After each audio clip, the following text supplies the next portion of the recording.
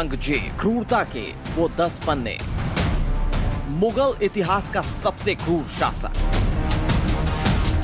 सबसे क्रूर और आतंकी शासक जो है वो औरंगजेब को ही माना जाता है, जिसकी वजह से है ज्ञानवापी का विवाद।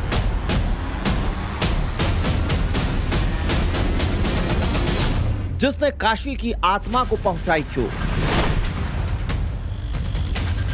जो है श्री कृष्ण जन्मभूमि विवाद की जड़।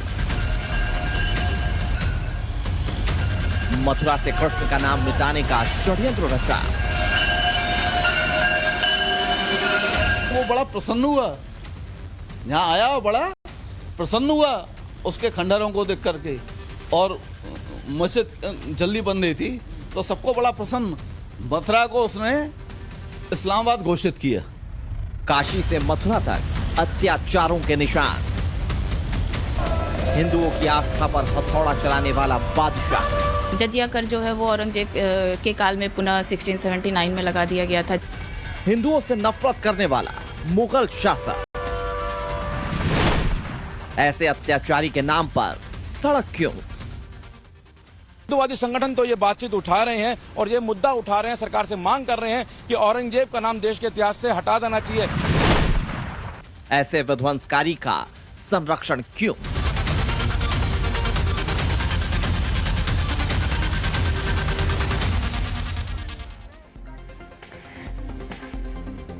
नमस्कार, टाइम्स नाउ आप भारत देख रहे हैं आप, और मैं हूं प्रीति नेगी आपके साथ। काशी और मथुरा, देश के इन दो बड़े धार्मिक स्थलों का विवाद कोर्ट में है। काशी और मथुरा दोनों जगहों पर विवाद सिर्फ एक है, और आपको बता दें कि पहले जहां पर मंदिर था उसे तोड़कर वहां पर मस्जिद बना दी गई है। इतिहास की किताबों में, दस्तावेजों में काशी और मथुरा के खलनायक का जिक्र है। वो नाम है औरंगजेब का।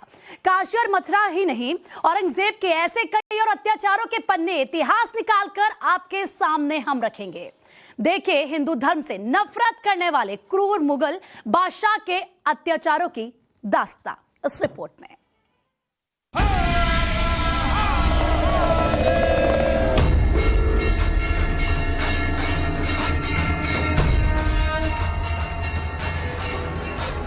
देश में इन दिनों काशी और मथुरा को लेकर कानूनी विवाद चल रहा है। इन दोनों ही जगहों पर मंदिर को तोड़कर मस्जिद बनाने का दावा किया जाता है, और इसके कुछ कुछ प्रमाण भी यहाँ दिखते हैं। काशी हो या मथुरा, इन मंदिरों के विध्वंस का जिम्मेदार सिर्फ एक ही शख्स है, और वो नाम है औरंगजेब का। औरंगजेब, मुगल इतिहास का वो क्रूर शासक जिसने दिल्ली से बैठकर हिंदुस्तान पर राज किया, लेकिन उसकी मंशा राज करने से ज्यादा हिंदू धर्म को खत्म करने की थी। औरंगजेब मुगल वंश का छठा बादशाह था। वो एक कट्टरपंथी मुसलमान था। कट्टरपंथ उस पर इस हद तक हावी था कि वो दूसरे धर्म से नफरत करता और दूसरे धर्म के लोगों पर अत्याचार करने से नहीं हिचकता। औरंगजेब को उसकी प्रजा कठोर शासक के रूप में देखती थी। औरंगजेब क्रूर मुगल शासक बाबर के ही खानदान से था। शायद इसलिए उसके खून में ही क्रूरता थी। छठवां मुगल बादशाह और शायद इतिहास का सबसे क्रूरतम शासक आलमगीर औरंगजेब, जिसकी गिनती अत्याचारी और अनाचार शासकों के रूप में की जाती है। हिंदुओं के खिलाफ अत्याचार का मसला हो, हिंदू मंदिरों को तोड़े जाने की घटनाएं हो, या फिर धर्मांतरण के तमाम किस्से औरंगजेब से जुड़े हुए हैं। साल 1669 में औरंगजेब को हिंदुस्तान का शासक बने 12 साल हो चुके थे। 9 अप्रैल 1669 को औरंगजेब एक आदेश जारी करता है। इस आदेश में लिखा होता है, मूर्ति पूजा करने वालों के सारे मंदिर और स्कूल ध्वस्त कर दिए जाएं और उनके धार्मिक शिक्षाओं और क्रियाकलापों को बंद किया जाए। मुगल बादशाह के इसी फरमान के बाद काशी और मथुरा में मंदिरों को तोड़ने का काम शुरू किया गया। सिर्फ मंदिर तोड़ना ही नहीं, बल्कि औरंगजेब का मकसद था कि वो हिंदू धर्म के लोगों को कमजोर दिखाए, और इसके लिए उसने मंदिरों को तोड़कर उसके ऊपर मस्जिद बनवाए।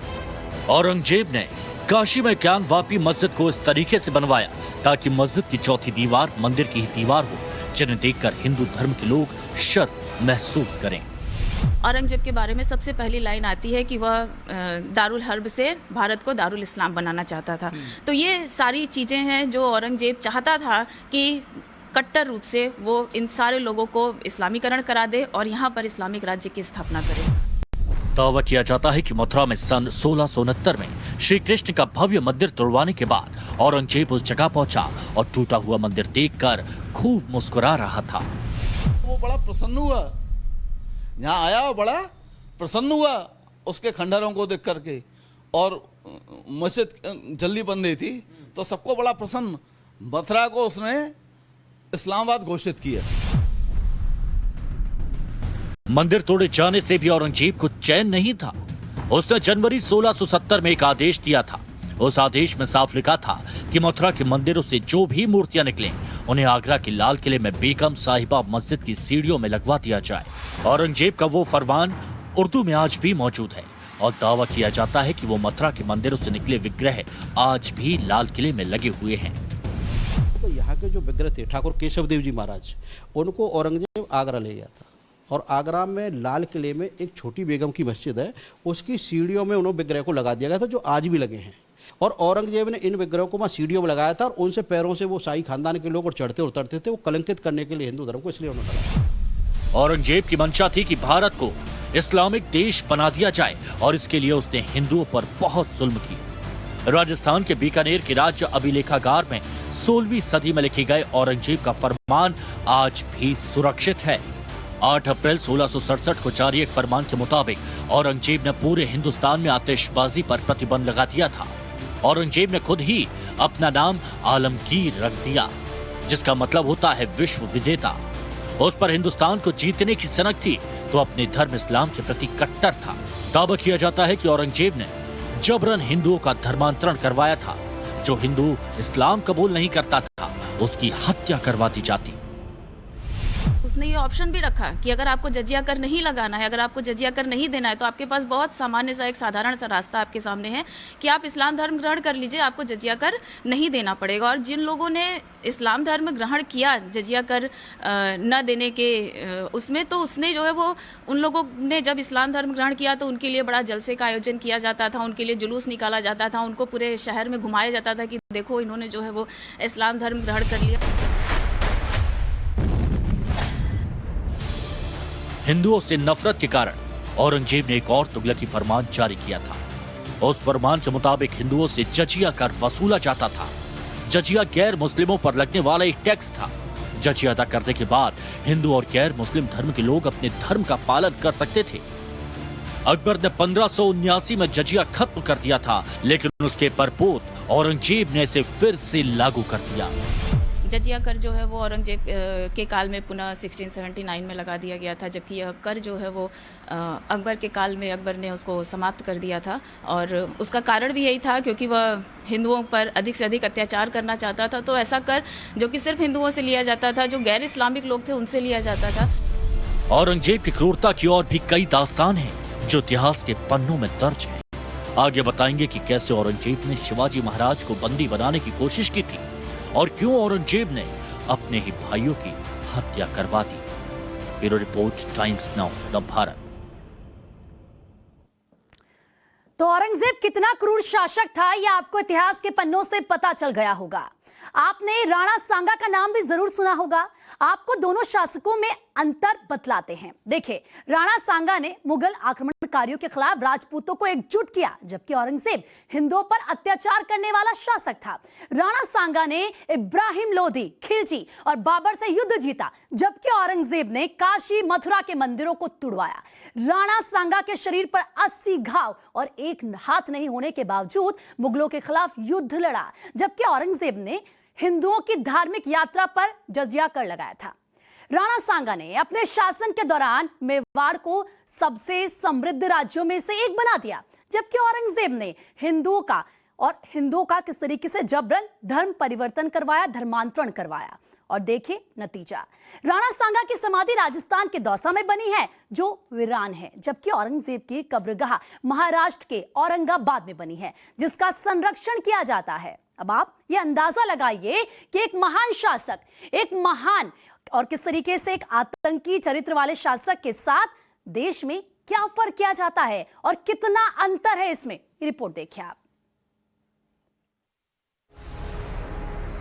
दिल्ली के वीवीआईपी इलाके लुटियंस जोन की इस सड़क का नाम है औरंगजेब रोड। वही औरंगजेब जिसके नाम के चर्चे इन दिनों देश में हो रहे हैं। काशी मथुरा का खलनायक औरंगजेब, उसी के नाम पर देश की राजधानी की ये सड़क है। आखिर औरंगजेब ने ऐसा कौन सा महान काम कर दिया था कि राजधानी दिल्ली में उसके नाम की सड़क बनाई गई? दिल्ली में भी एक औरंगजेब लेन है जिसके नाम को हटाने को लेकर कल कुछ हिंदूवादी संगठन यहां पर आए और इस औरंगजेब लेन के स्टिकर के ऊपर बाबा विश्वनाथ मार्ग का स्टिकर चिपकाया। हालांकि पुलिस मौके पर थी, पुलिस ने उस स्टिकर को तुरंत हटाया और जो लोग ऐसा करने आए थे उनके खिलाफ मुकदमा भी दर्ज किया गया। अगर दिल्ली की ही बात करें तो दिल्ली में एक औरंगजेब रोड भी हुआ करती थी और ये वही रोड है जिसका नाम देश के पूर्व राष्ट्रपति और महान वैज्ञानिक एपीजे अब्दुल कलाम के नाम पर कर दिया गया। हालांकि जिस रोड का नाम तो पहले ही चेंज कर दिया गया था, लेकिन इस रोड से जुड़ी हुई जो औरंगजेब लेन है, अब इसको हटाने को लेकर भी लगातार यहां पर कार्रवाई हो रही है। जो हिंदुवादी संगठन है वो यहां पर इकट्ठा होते हैं। पिछले कई सालों से औरंगजेब रोड का नाम बदलने की मांग उठ रही है, लेकिन इस रोड का नाम बदलने पर सरकार या प्रशासन ने अब तक कोई फैसला नहीं लिया। देश में महान और क्रूर आक्रांता के बीच का फर्क दिखाते हैं आपको। राजस्थान की माटी के महान योद्धा राणा सांगा, जिनसे बाबर भी खौफ खाता था, जिन्होंने शरीर पर 80 घाव, एक हाथ नहीं होने के बावजूद मुगलों से लड़ाई लड़ी थी, जिन्होंने मेवाड़ को देश के सबसे समृद्ध राज्यों में से एक बनाया था। उस महान सम्राट की समाधि का हाल देखिए। राजस्थान के दौसा में रेलवे ट्रैक के किनारे राणा सांगा की समाधि वीरान है। जिस औरंगजेब ने हिंदुओं पर अत्याचार किए, मंदिर नष्ट किए, उसकी कब्रगाह देखिए। संगमरमर लगी हुई समाधि महाराष्ट्र के औरंगाबाद में है। इस कब्रगाह का संरक्षण भारतीय पुरातत्व विभाग करता है। राणा सांगा जैसे महान सम्राट की समाधि वीरान है। कोई भी नहीं आता, कोई भी नहीं जाता, न ही सरकार या प्रशासन ने इसे संरक्षित किया। वहीं क्रूर मुगल शासक की समाधि का खास ख्याल रखा जाता है। अत्याचारी को संरक्षण और महान शासक की उपेक्षा क्यों? जो लोग ये भूल गए हैं कि औरंगजेब ने हिंदुओं पर किस तरह का जुल्म किया था, उन्हें इतिहास के पन्ने पलटकर औरंगजेब के अत्याचार के कुछ और किस्से जानने चाहिए। औरंगजेब ने शिवाजी महाराज को भी कैद कर लिया था। जब शिवाजी औरंगजेब से मिलने के लिए उनके महल में आए थे तो औरंगजेब ने उन्हें अपनी बादशाहत मानने का आदेश दिया था, लेकिन शिवाजी महाराज ने इससे साफ इनकार कर दिया था, जिसके बाद औरंगजेब ने शिवाजी को कैद कर लिया। औरंगजेब शिवाजी की हत्या भी करवाना चाहता था, लेकिन शिवाजी महाराज औरंगजेब के चंगुल से बच निकलने में कामयाब हो गए। इसे सलाबत खां की हवेली में रखा जाए। आगरा के लाल किले में औरंगजेब से जुड़े इतिहास के कई पन्ने दर्ज हैं और वहां औरंगजेब के जुल्म की कई कहानियां आज भी मिल जाती हैं।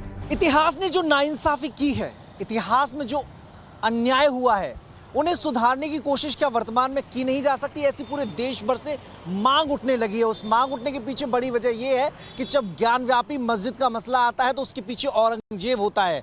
जब शाही ईदगाह मस्जिद से जुड़ा मसला सामने आता है जिसके बगल में श्री कृष्ण जन्मभूमि है तो उसके पीछे औरंगजेब होता है। ऐसे तमाम स्ट्रक्चर, ऐसे तमाम हिंदू सनातन परंपराओं से जुड़ी हुई जगह जिन्हें विध्वंस किया गया, जिन्हें तोड़ा गया, उसके पीछे औरंगजेब एक बड़ी शख्सियत के रूप में सामने आता है। जो औरंगजेब को एक सम्मान का दर्जा देते हुए इसके नाम पर रोड कर दिए गए हैं, क्या उन्हें वापस लेने की जरूरत है? उनका नाम बदलने की जरूरत है?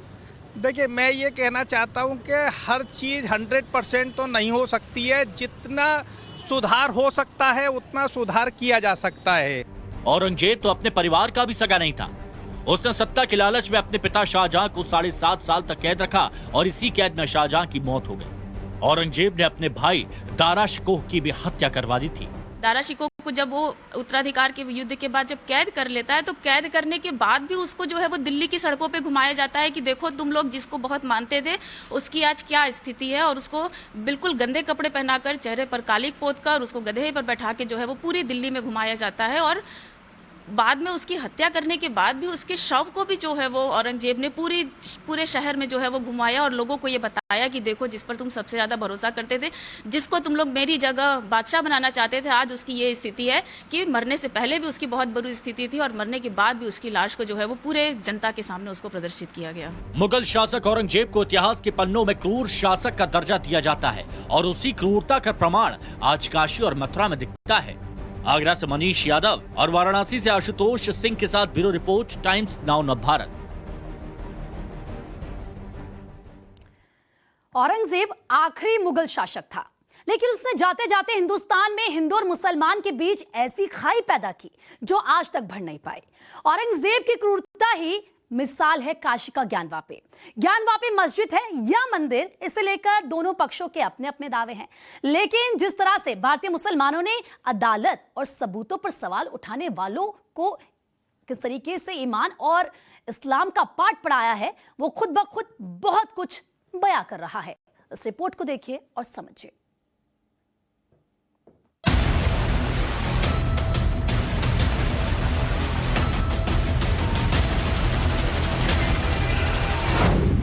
ज्ञानवापी मस्जिद में महादेव के सबूतों पर कितने मुसलमानों को यकीन? मुसलमान भाइयों से अपील करता हूं, अगर वास्तव में मूर्तियां हैं तो खुशी खुशी अपने हिंदू भाइयों को दे दें, ताकि देश का माहौल सही रहे और दूसरी बाबरी मस्जिद वाला विवाद पैदा न हो। सर्वे में मिले आदि विश्वेश्वर के प्रमाणों पर कितने मुसलमानों को एतराज? मुसलमान अब खामोश पर नहीं बैठेगा। ज्ञानवापी मस्जिद का मसला है, वो मस्जिद है, क़यामत मस्जिद रहेगी। आप सबसे पहले मोहम्मद शोएब को सुनिए, जो ऑल इंडिया अल्पसंख्यक संघर्ष मोर्चा के फाउंडर और कांग्रेस के नेता भी हैं।